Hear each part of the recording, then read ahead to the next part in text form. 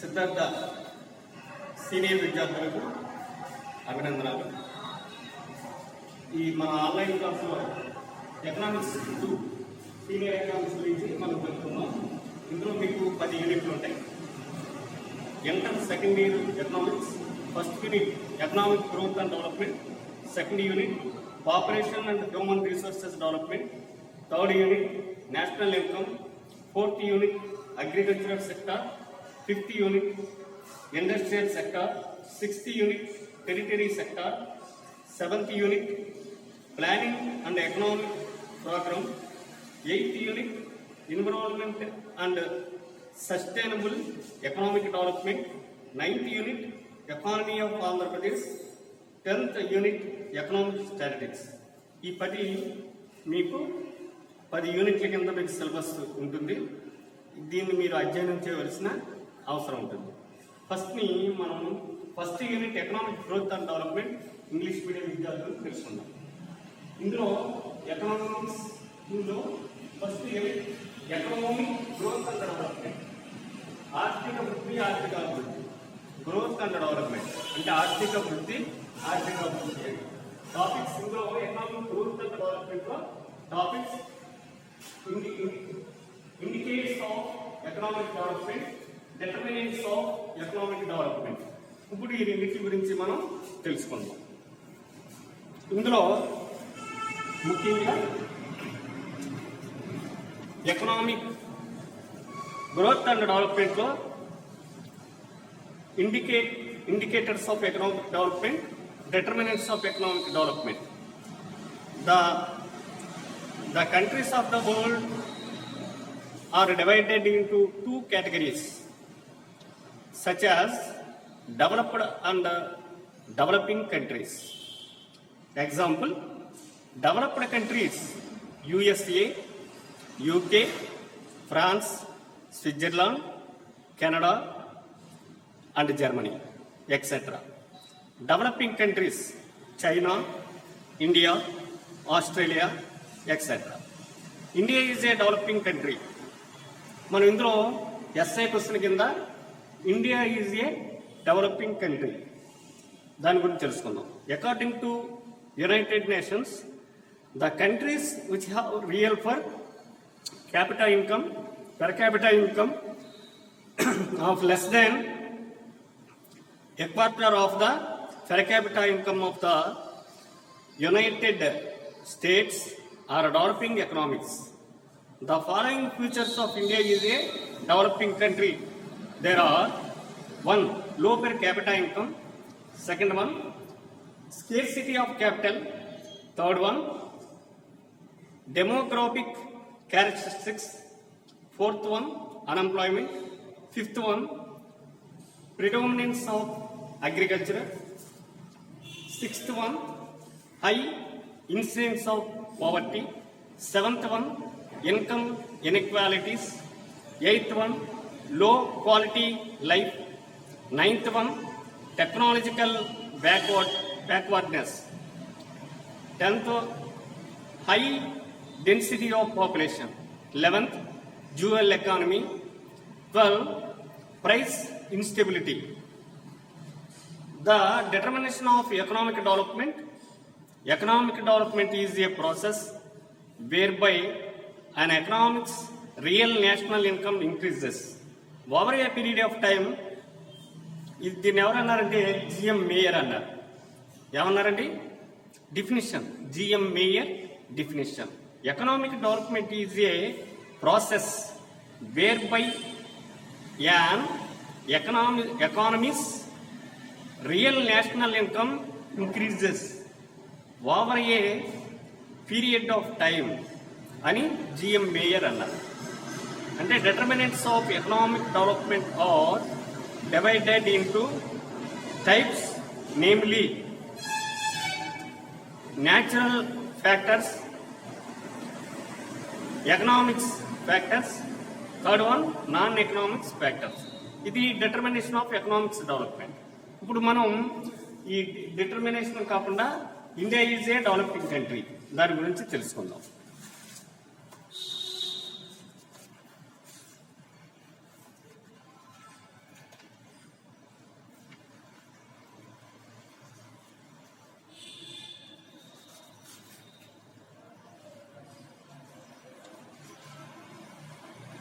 India is a developing country. According to United Nations, the countries which have real per capita income of less than a quarter of the per capita income of the United States are developing countries. అంటే India can be taken to be a good example of developing country. The following features of India justify India status as a developing country.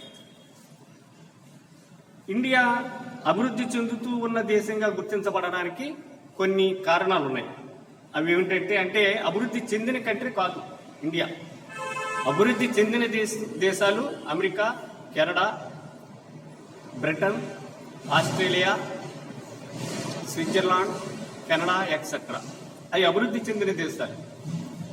ఈ అభివృద్ధి చెందుతూ ఉన్న మిగతావి కొన్ని అభివృద్ధి చెందుతూ ఉన్న దేశాలు. వీటినే బాగా ఇందులో లీస్ట్ డౌన్ ఎకానమీ ఉన్న దేశాల కంట్రీల్ని బ్యాక్వర్డ్ కంట్రీస్ అని కూడా అంటారు. అయితే ఈ బ్యాక్వర్డ్ కంట్రీస్ని కూడా ఈ డెవలపింగ్ కంట్రీలో చేర్చడం జరిగింది. అంచేత developed countries or developing countries. Developed countries America, Switzerland, Canada, Australia, Germany, Britain etcetera. Developing countries China, India, Australia, Sri Lanka etcetera. అంచేత ఈ అభివృద్ధి చెందుతూ ఉన్న దేశాలు. ఇందులో అభివృద్ధి ఇండియాలో ప్రజెంట్ మనం ఇండియా అభివృద్ధి చెందిన దేశమా, అభివృద్ధి చెందకుండా ఉన్న దేశమా, లేకపోతే వెనుకబడిన దేశమా అంటే వెనుకబడిన దేశం కాదు. ఎందుకంటే కొన్ని విషయాలలో అగ్రరాజ్యాలు కంటే అభివృద్ధి చెందిన దేశాలకు కూడా సవాలు విసిరేటువంటి శక్తి మన ఇండియానికి ఉంది ఎకానమీకి. అంచేత మన దేశాన్ని పూర్తిగా అభివృద్ధి చెందిన దేశం కాదు, అట్లాగని వెనుకబడిన దేశం కాదు. మరి ఏంటి? అభివృద్ధి చెందుతూ ఉన్న దేశం. అభివృద్ధి చెందుతూ ఉన్న దేశం అనడానికి ఈ క్రింది కారణాలు మనం చెప్పుకోవచ్చు. ఒకటి ఏంటంటే లో పెర్ క్యాపిటా ఇన్కమ్, అంటే తక్కువ తలసరి ఆదాయం. లో పెర్ క్యాపిటా ఇన్కమ్. లో per capita income an important features of developing countries is a clearly found in India. The per capita GNI of India was very low at $1,530, while that of USA was as high as $50,120. అంటే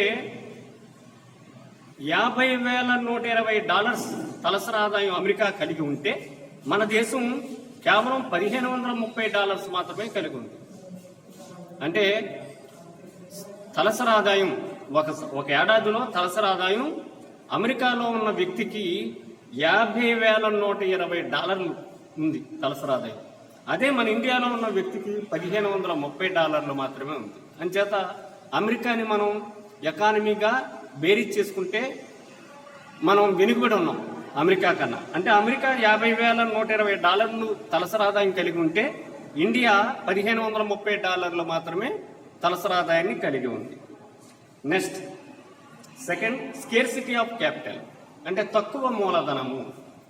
అంటే మనకి అందుబాటులో ఉన్న మూలధనం తక్కువగా ఉంది, తక్కువ మొత్తంలో ఉంది.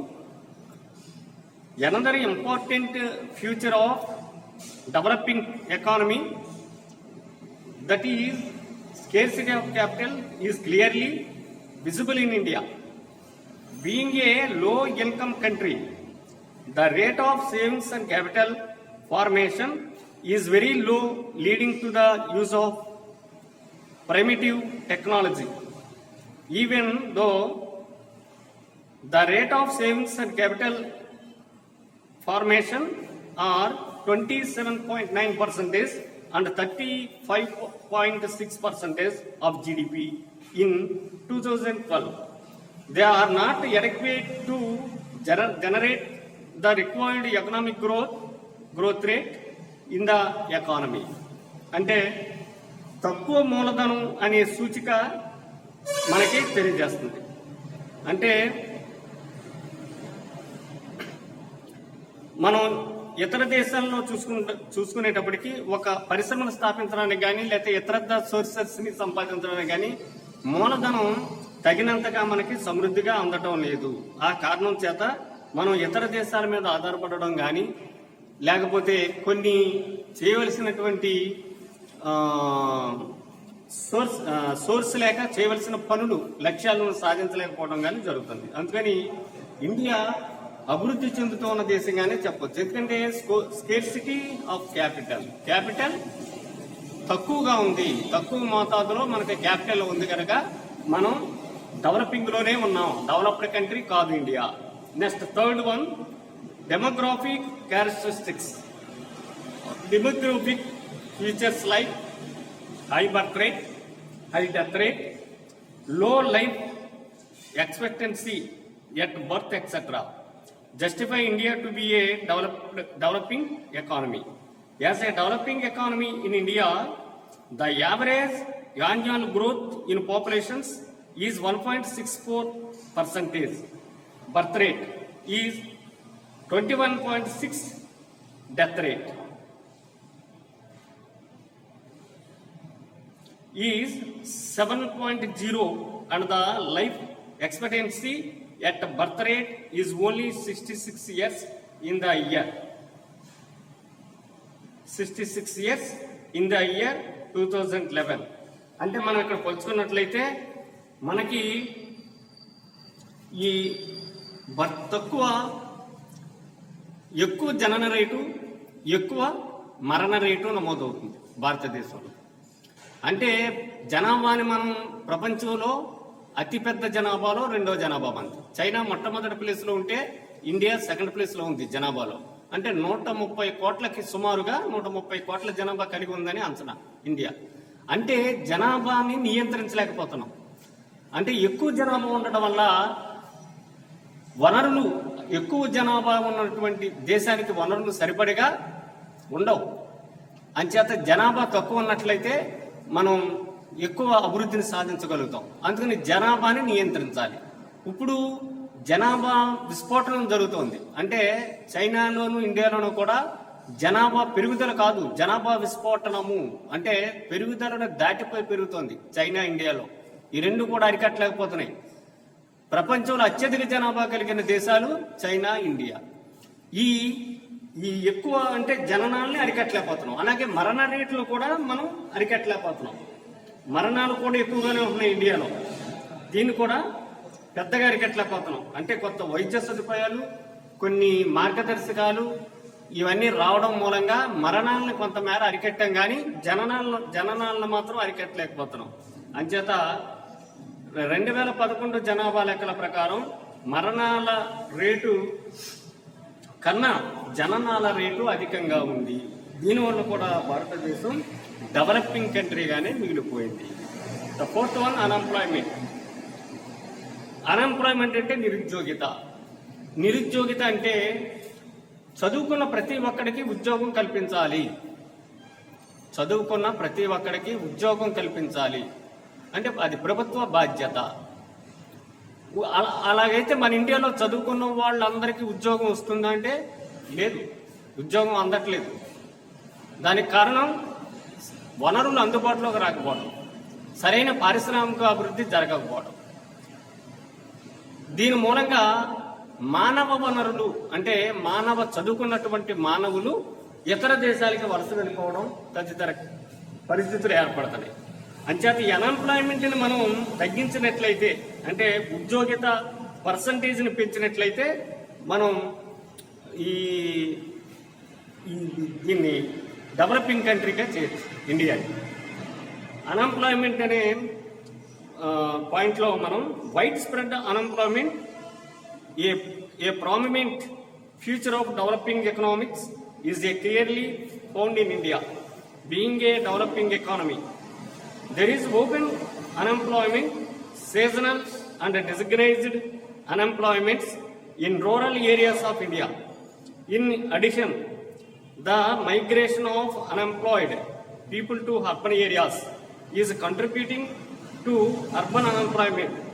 The Planning Commission is estimated that the number of total employed in India would be around 82 million by the end of 11th 5 years plan is sample proof of India's status as a developing economy.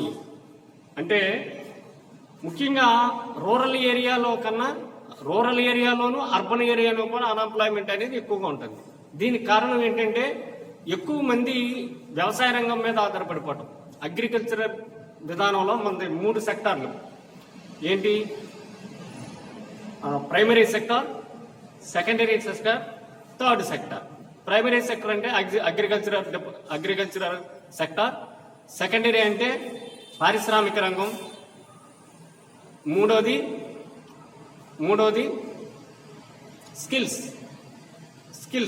అంటే మూడవ రంగం ఈ skills రంగం. ఈ 3 రంగాలు కూడా అభివృద్ధి చెందితేనే, ఎక్కువ పారిశ్రామిక రంగం, స్కిల్స్ రంగం అభివృద్ధి చెందితేనే, మానవ వనరుల రంగం అభివృద్ధి చెందితేనే ఆయా దేశాలు అభివృద్ధి చెందుతాయి. అలా కాకుండా మన దేశంలో పారిశ్రామిక రంగం అభివృద్ధి చెందుతుంది, అలాగని వ్యవసాయ రంగం అభివృద్ధి చెందుతుంది. అలాగని వ్యవసాయ రంగం ఇతర వ్యవసాయ దేశాలతో పోల్చుకుంటే అట్లా కూడా అభివృద్ధి చెందడం లేదు.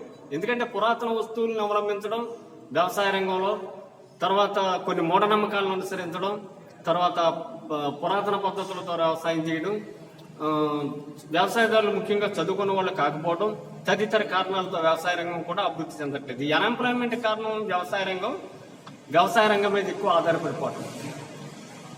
అలాగే అర్బన్ ఏరియాల్లో కూడా అన్ఎంప్లాయ్మెంట్ అనేది ఎక్కువగా ఉంది. 5th one, predominance of agriculture. India is a status as a developing economy can be justified with its agricultural sector being a predominant sector. 2013-14 54.6 of the working population is engaged in agricultural sector. GDP 13.9%. Even through agricultural sector is dominating sector, it is technically backward and its productivity is very low due to defects like small uneconomical land holdings etc.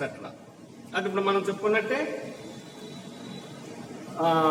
అలాగే వ్యవసాయ రంగం కూడా అభివృద్ధి చెందట్లా. ప్రెడమినెన్స్ of agricultural sector అంటే అనుకున్న రీతిలో మన పూర్వం నుంచి అగ్రికల్చరల్ రంగం ఎక్కువగా భారతదేశంలో ఉన్నప్పటికీ ఎక్కువగా మనం వ్యవసాయ రంగంలో కూడా తగిన స్ఫూర్తిని సాధించలేకపోతున్నాం, అభివృద్ధిని సాధించలేకపోతున్నాం. Next 6th one, high incidence of poverty.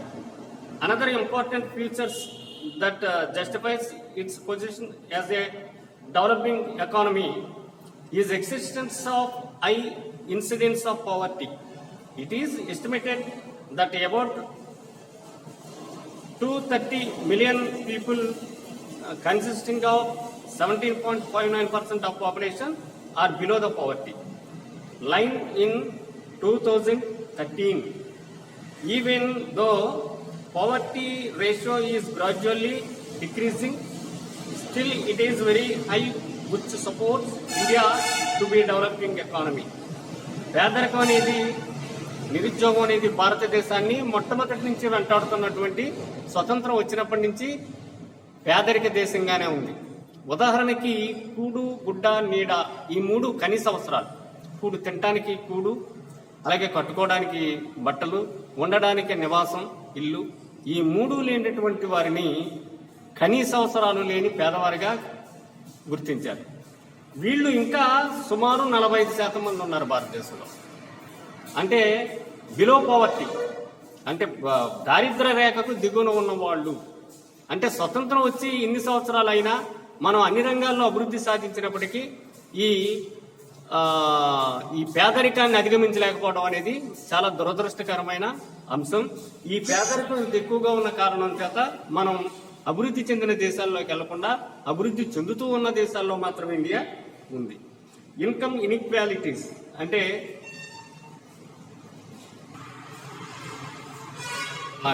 Next అంశాలు మరో క్లాస్లో చూసుకుందాం.